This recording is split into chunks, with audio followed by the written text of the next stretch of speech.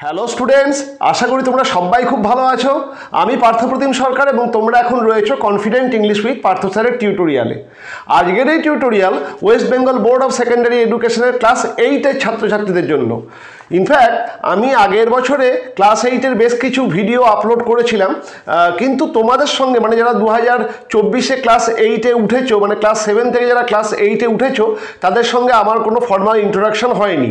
তার কারণ আমি নতুন ভিডিও ক্লাস 8-এর কিছু আপলোড করিনি। ইনফ্যাক্ট আজকে আমি তোমাদের প্রথম ক্লাস নেব এবং আজকে আমি তোমাদেরকে পড়াবো তোমাদের যেটা একদম ফার্স্ট লেসন, রিভিশন লেসনের প্রথম অংশটা। মানে রিভিশন লেসনটা বেশ বড়, সেটাকে একটা ক্লাসে কভার করা একটু অসুবিধা।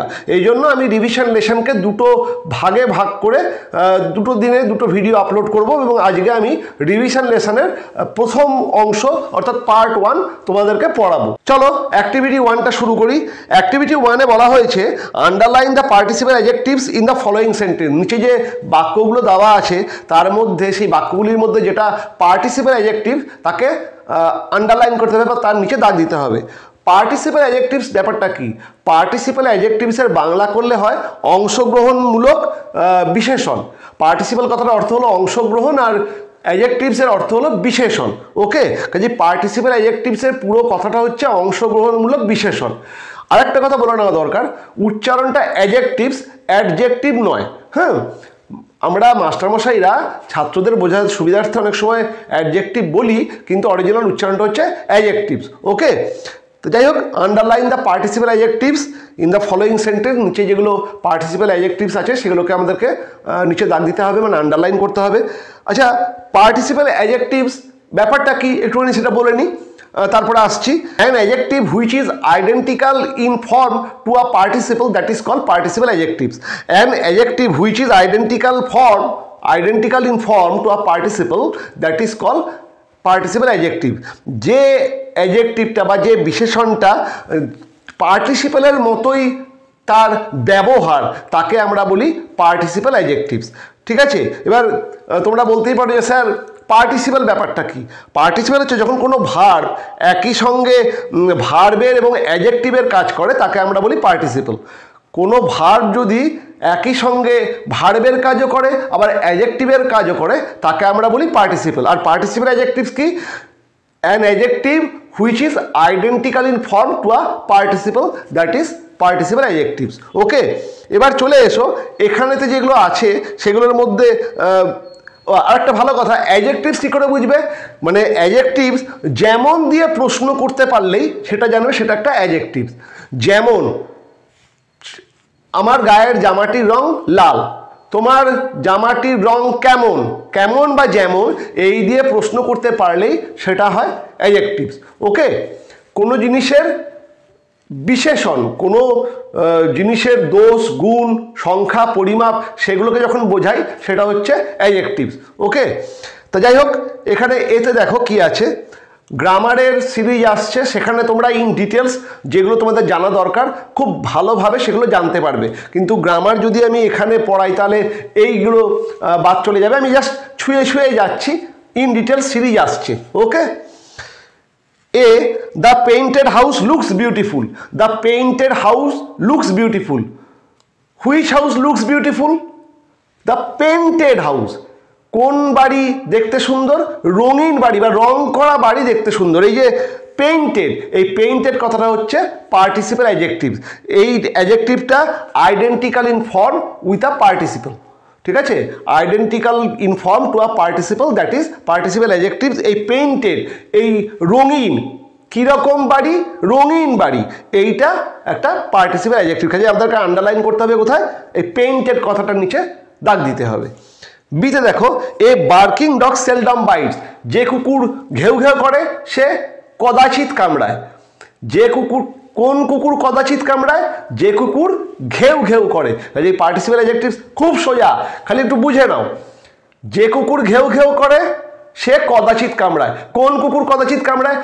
কখন বা কোন বা কীরকম এরকম প্রশ্ন করলেই সেটা আমরা অ্যাডজেক্টিভস পাচ্ছি, এবং সেই অ্যাডজেক্টিভসটার যদি আইডেন্টিক্যাল হয় পার্টিসিপেলের সঙ্গে সেটাই পার্টিসিপেল অ্যাডজেক্টিভস। তাহলে এ বার্কিং ডগ, কেমন কুকুর ঘেউ ঘেউ করে, সরি কেমন কুকুর কম কামড়ায়, যে কুকুরটা ঘেউ ঘেউ করে, বার্কিং ডগ। কাজে অ্যান্সারটা হচ্ছে বার্কিং, ডগ না বার্কিং। এই বার্কিংটা হচ্ছে participle adjectives. Number C, they submitted a written answer, তারা একটা লিখিত উত্তর জমা দিল। কেমন উত্তর জমা দিল? লিখিত, রিটেন। কাজেই পার্টিসিপাল অ্যাডজেক্টিভস হচ্ছে written. D, the ট্যাটার্ড shirt was lying on the মাড, যে মোচড়ানো মোচড়ানো জামাটা মাটির উপরে পড়ে আছে বা কাদার উপরে পড়ে আছে। কীরকম জামাটা কাদার উপরে পড়ে আছে? দোমড়ানো মোচড়ানো, ট্যাটার্ড। কাজেই পার্টিসিপাল অ্যাডজেক্টিভস হচ্ছে tattered. Number E, the creaking sound of the door awaken the baby, ক্যাঁচকোজ আওয়াজে, দরজার ক্যাঁচকোজ আওয়াজে বাচ্চাটির ঘুম ভেঙে গেল। দরজার কেমন আওয়াজে বাচ্চাটার ঘুম ভেঙে গেল? দরজার ক্যাঁচকোজ আওয়াজে বা ক্রেকিং সাউন্ড। এই ক্রেকিং কথাটার অর্থ মানে পার্টিসিপাল অ্যাডজেক্টিভস, এই ক্রেকিং কথাটা। কাজেই আমাদেরকে পার্টিসিপাল অ্যাডজেক্টিভ যদি খুঁজে বের করতে হয় এই ক্রেকিংয়ের তলায় আমাদেরকে দাগ দিতে হবে। তাহলে আমরা 5খানা পার্টিসিপাল অ্যাডজেক্টিভস পেয়ে গেলাম। কি কি? প্রথমেতে পেলাম পেইন্টেড, বিতে হলো বার্কিং, সিতে হলো রিটেন, ডিতে হলো ট্যাটার্ড, আর ইতে হলো ক্রেকিং। ওকে, এরপর চলে এসো অ্যাক্টিভিটি 2। অ্যাক্টিভিটি 2-এ এগুলো বোর্ডে লিখে দেওয়া যায়, কিন্তু এগুলো খুবই সোজা, এইগুলো একটু বুঝে নাও। আর তোমরা তোমাদের যে বই তো রয়েছেই, ওই বইয়েতে একটু মার্ক করে নাও, তাহলেই হবে, এগুলো বোর্ডে লেখার দরকার নেই। এরপরে চলে এসো activity 2, fill in the blanks with suitable articles আর প্রিপোজিশন। নিচে যে শূন্যস্থানগুলো রয়েছে সেগুলো আর্টিকেল এবং প্রিপোজিশন দিয়ে আমাদেরকে পূর্ণ করতে হবে। দেখে নি চলো। Once dash poor weaver live dash a village. Once dash poor weaver, কোনো এক সময় একটা উইভার মানে হচ্ছে তাঁতি, যে জিনিসপত্র বোনে। কোনো এক সময় এ পুয়ার উইভার, কী হবে শূন্যস্থানে? এ, একটি দরিদ্র তাঁতি লিভড ইন এ ভিলেজ, একটা গ্রামে বাস করতো। যে প্রথম শূন্যস্থানে হবে ওয়ান্স এ পুয়ার উইভার, আর সেকেন্ডে হবে lived in a village. Stop, he was well known as dash artist, he was well known as an artist. শূন্যস্থানে কী হবে? অ্যান।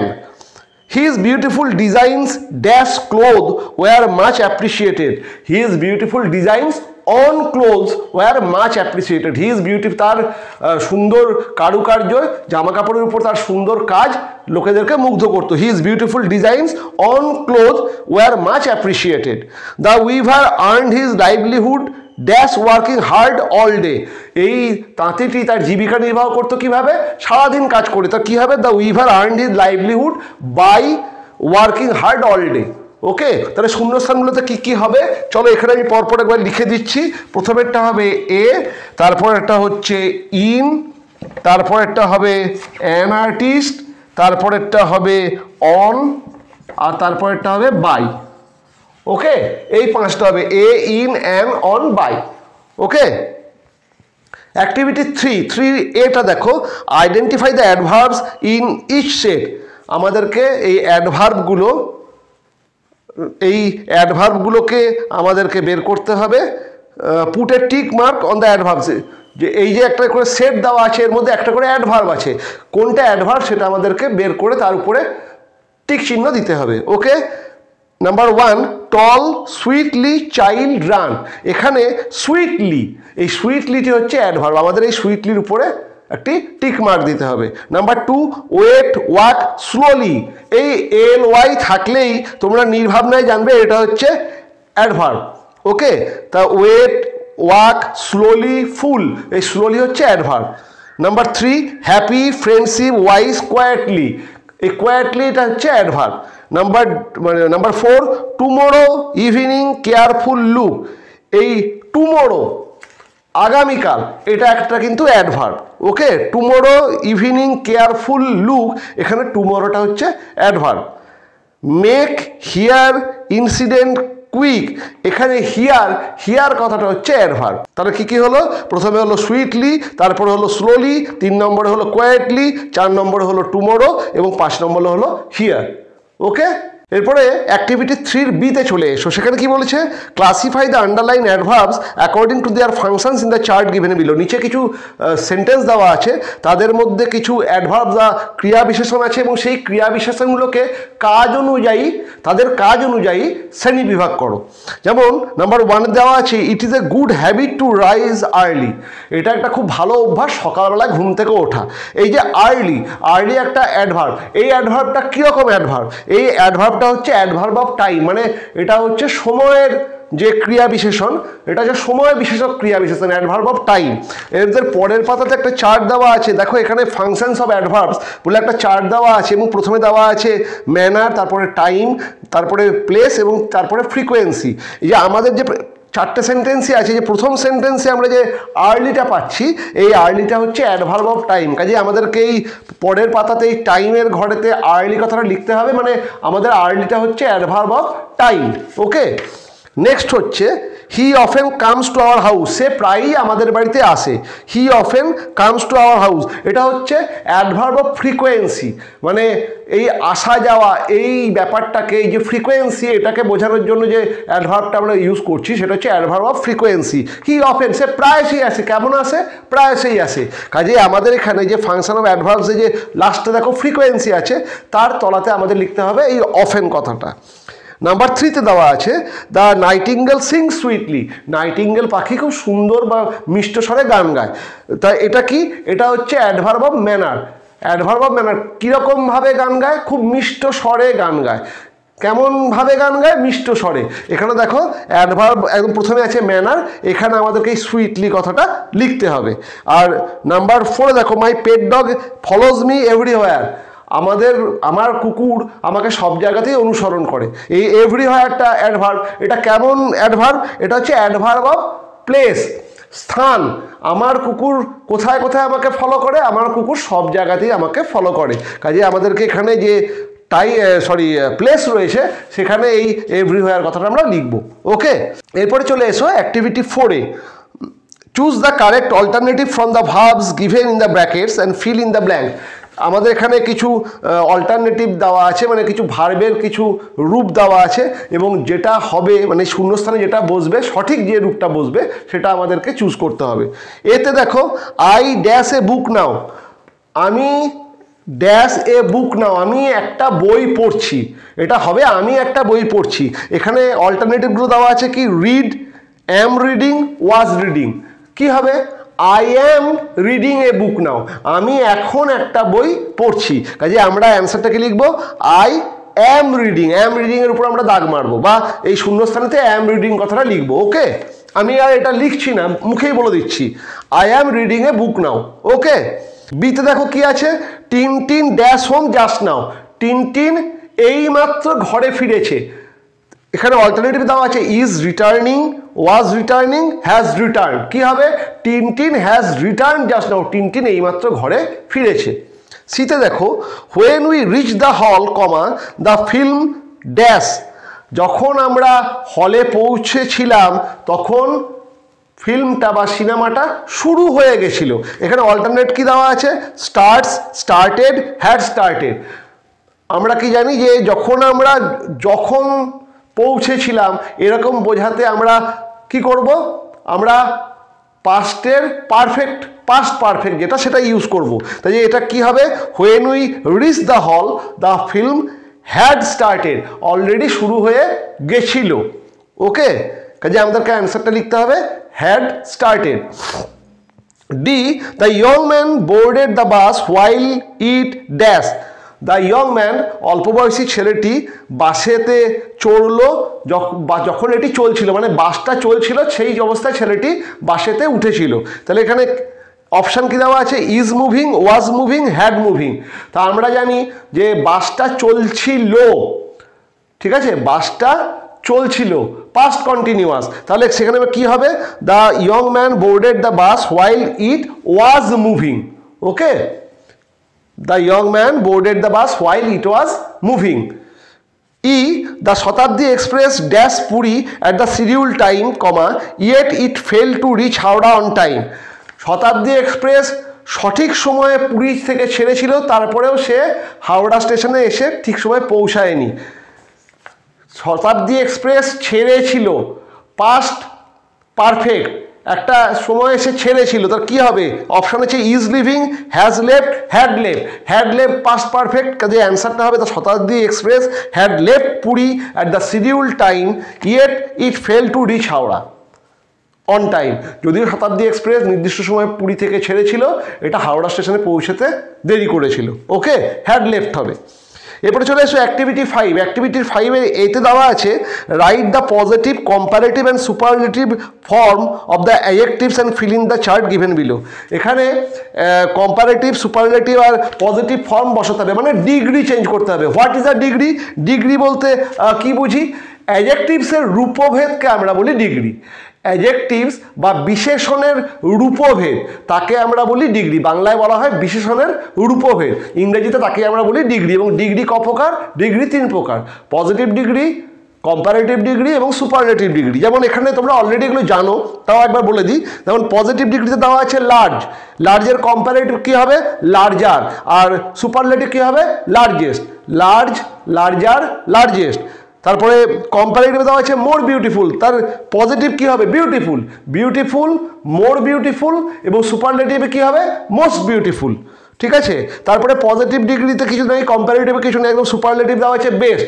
এটা আমরা খুবই জানি, সবাই জানি আমরা, গুড, বেটার, বেস্ট। তাহলে কি কি হলো? প্রথমে হলো লার্জ, লার্জার, লার্জেস্ট। তারপরে মোর বিউটিফুল যেখানে আছে সেখানে হবে beautiful, more beautiful, most beautiful. আর এইদিকে কি হচ্ছে? বেস্টের গুড, বেটার, বেস্ট। ওকে, আশা করছি এগুলো লেখার তোমাদের দরকার হবে না, এগুলো তোমরা এগুলো সবই জানো। তারপর ধীরে ধীরে কিছু তো মনেও রাখতে হবে, সবসময় তাই লিখে হবে না, কাজে একটু মনে রাখার চেষ্টা করো। ওকে, রেগুলার প্র্যাকটিস করবে, দেখবে সব জিনিস খুব সোজা, কোনো কঠিন কোনো ব্যাপার না। তারপরে তো কীভাবে লিখতে হয় শিখিয়ে দেবো। ঠিক আছে, এবার চলো অ্যাক্টিভিটি 5B। 5Bগুলো এবার চট করে দেখে নিই। Fill in the blanks with the given adjectives in their proper degree. Proper degree অনুযায়ী আমাদেরকে এই ব্ল্যাঙ্কসটাকে পূর্ণ করতে হবে। প্রথমে কি দিয়েছে? Number 1, no other mountain peak is so dash as Everest. কোনো পর্বতই মানে কোনো পর্বতের চূড়াই এভারেস্টের মতো এত উঁচু না।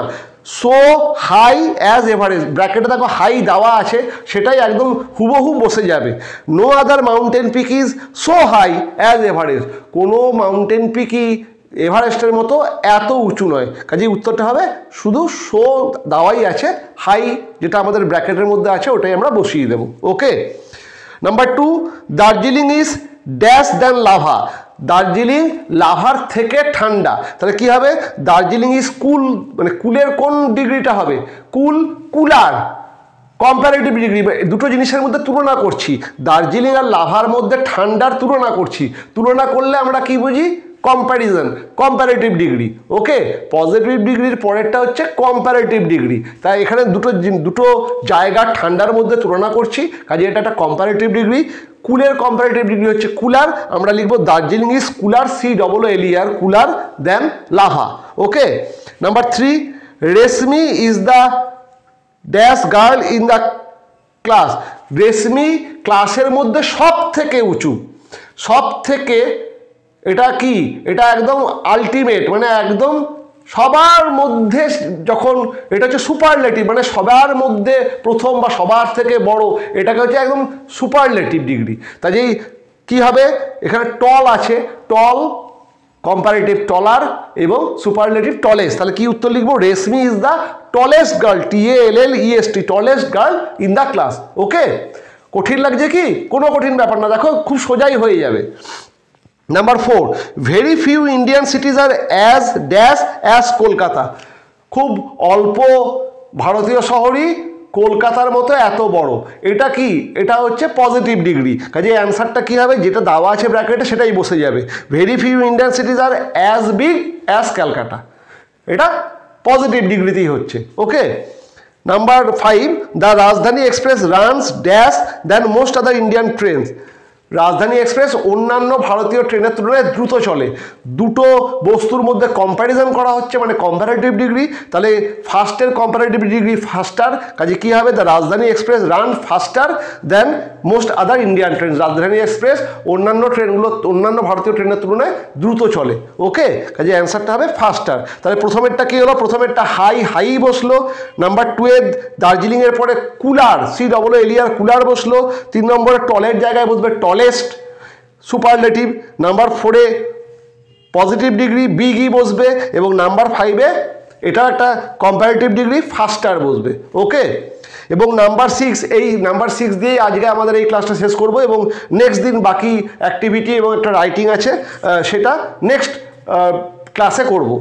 চলো অ্যাক্টিভিটি 6-এ কী বলছে একবার দেখে নিই। Fill in the blanks with appropriate modals given in the list below. নিচে যে শূন্যস্থানগুলো আছে সেগুলোকে উপযুক্ত মোডালস দিয়ে আমাদেরকে পূর্ণ করতে হবে। What is the modal? Modal হচ্ছে শুড, কুড, মে, এই ধরনের যে শব্দ, অর্থাৎ উচিত অর্থে আমরা যে শব্দ ব্যবহার করি তাকে আমরা বলি মোডাল। উচিত অর্থে আমাদের উচিত, এটা করা উচিত, ওটা করা উচিত না, এইগুলোকে আমরা বলি মোডালস। ইংরেজিতে বলা হয় মোডাল, আর বাংলা হচ্ছে যে করণীয়। আমাদের কি করণীয়, কি উচিত, সেটা বোঝাতে আমরা মোডালস ইউজ করি। ওকে, যেমন এতে দেখো, we dash help the poor and the needy. আমাদের দরিদ্র এবং যাদের চাহিদা সম্পন্ন লোকদেরকে করা উচিত, কি করা উচিত, সাহায্য করা উচিত। তার মানে এখানে কি হবে, we should help the poor and the needy. আমাদের মোডাল যেটা ইউজ করব সেটা হবে শুড। উই শুড আমাদের উচিত দরিদ্রদেরকে সাহায্য করা। নেক্সট দেখো, ড্যাশ গড ব্লেস ইউ, ভগবান তোমার মঙ্গল করুক। কি হবে, মে গড হেল্প ইউ, ভগবান তোমার মঙ্গল করুক। আমাদের মোডাল, যে মোডালটা আমরা ইউজ করবো সেটা হচ্ছে may, MAY, may God help you. Next সিতে দেখো, you dash hurry up or you will be late, তোমার তাড়াতাড়ি করা উচিত নইলে তোমার দেরি হয়ে যাবে। এই তোমার উচিত must, you must hurry up or you will be late, you must hurry up, তোমার তাড়াতাড়ি করা উচিত। Number 4, dash there be life on Mars, dash there be life on Mars নিয়ে কোশ্চেন মার্ক আছে। এটা কি, can there be life on Mars, মার্সে কি জীবন আছে, can there be life on Mars. কাজে এখানে যে মোডালটা আমরা ইউজ করবো সেটা হচ্ছে ক্যান। এবং লাস্টেরটা দেখো, নিচে মোডালসগুলো ইনফ্যাক্ট দেওয়াই আছে, সেগুলো দেখেই বুঝতে পারছো। লাস্টে দেখো, I dash be 13 next month, আমি পরের মাসেতে 13 বছর আমার হয়ে যাবে। তাহলে কি হবে, I will be 13 next month, I will be 13 next month.